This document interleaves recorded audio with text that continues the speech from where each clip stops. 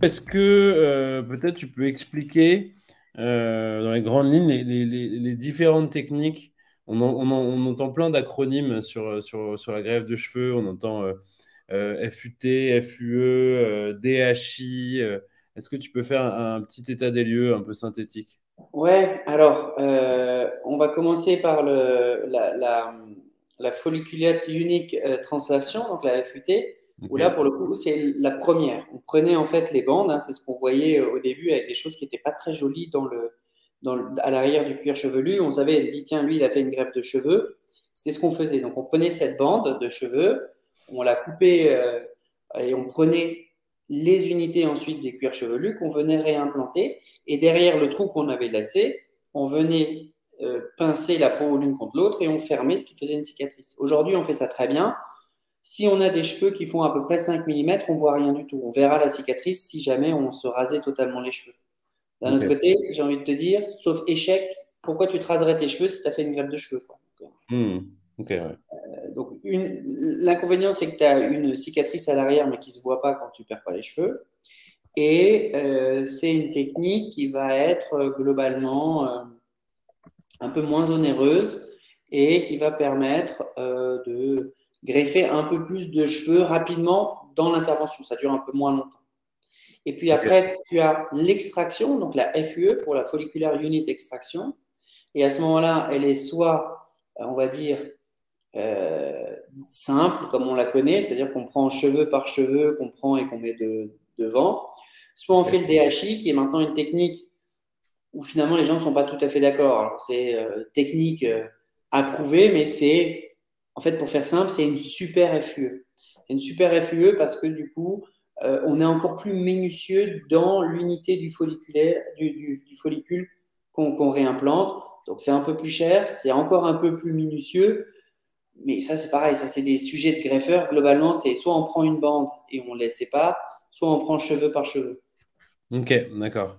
Et alors, du coup, c'est intéressant parce qu'il y a beaucoup de. Disons, il y a une profusion d'offres sur la greffe de cheveux. Alors, une profusion d'offres françaises, mais aussi étrangères, hein. Je pense notamment je pense à la Turquie. Euh, Selon toi, si tu devais donner en fait des grandes guidelines pour pas se tromper, à quoi faut-il faire attention lorsqu'on choisit de procéder à une greffe de cheveux? Bah, la première, c'est la base, c'est commencer par un diagnostic. Il y a quand même des gens qui me sont adressés par des greffeurs parce que, en fait, ils n'ont jamais été traités, jamais diagnostiqués, et donc du coup, ça se fait déjà par une consultation au préalable. D'accord. Ensuite, une fois qu'on va voir un greffeur, parce que le dermato a dit, bon, bah voilà, on peut greffer, en général, les greffeurs n'aiment pas greffer avant 30 ans. Ok. Pourquoi? Bah, parce que tu augmentes le risque d'avoir un mauvais résultat dans les 4 5 ans qui viennent si on n'a pas eu suffisamment de recul pour voir si ta perte de cheveux était stabilisée ou pas. Et tu augmentes aussi le besoin de faire une deuxième greffe. C'est quand même assez cher.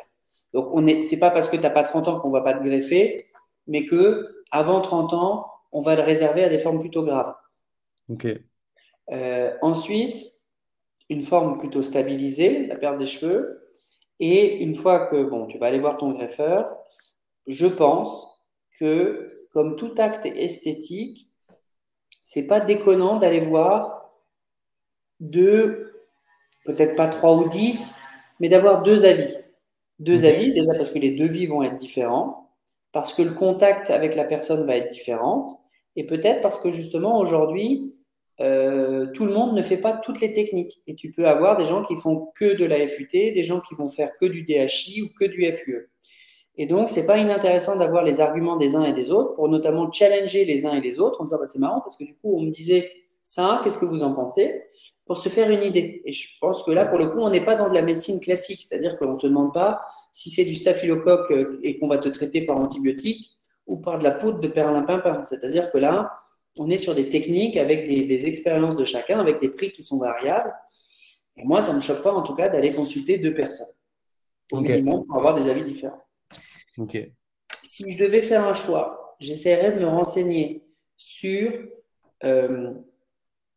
depuis combien de temps il fait de la greffe de cheveux, Qu'est-ce qu'il fait comme autre chirurgie? S'il commence à faire de la chirurgie de sein, du visage, des abdominoplasties, c'est pas qu'il sera pas bon, mais c'est il faut se dire que dans une journée et dans une semaine, il peut pas tout faire. Donc, s'il fait une greffe de cheveux tous les 15 jours, il pourra jamais être aussi bon que quelqu'un qui fait 10 greffes de cheveux par jour. Ça, c'est mon ressenti.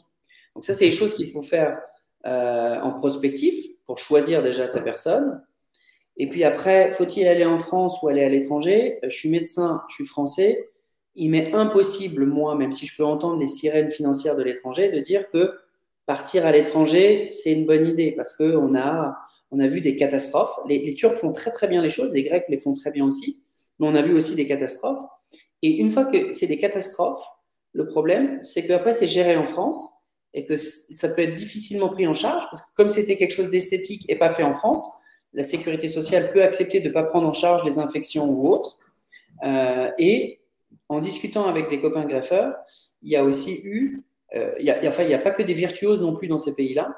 Et je pense que plus l'offre va augmenter, ben, finalement, plus aussi les Turcs, les Grecs vont se mettre sur un filon et un business. Et donc, le risque, c'est que tu vas avoir aussi, pas des charlatans, mais en tout cas des gens qui viennent de s'improviser greffeurs de cheveux la semaine dernière.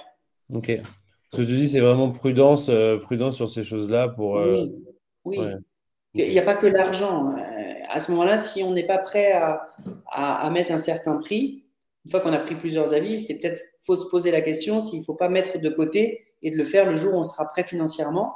Parce qu'on a vu, nous, mais c'est un peu, probablement, tu vois, qui va venir me voir? Les gens qui sont allés à l'étranger et chez qui ça ne s'est pas bien passé. Quelqu'un qui est allé en Turquie et chez qui ça s'est bien passé, il ne va pas venir me voir pour me dire, regardez comme ils Mhm. sont beaux les cheveux.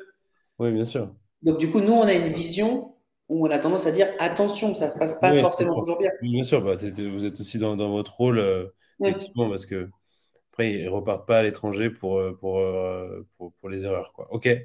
Ouais. Très bien. Moi, j'ai aussi une question, c'est préciser aussi sur le rendu de la greffe. Bon, tu l'as déjà dit, mais est-ce que le rendu d'une greffe est définitif?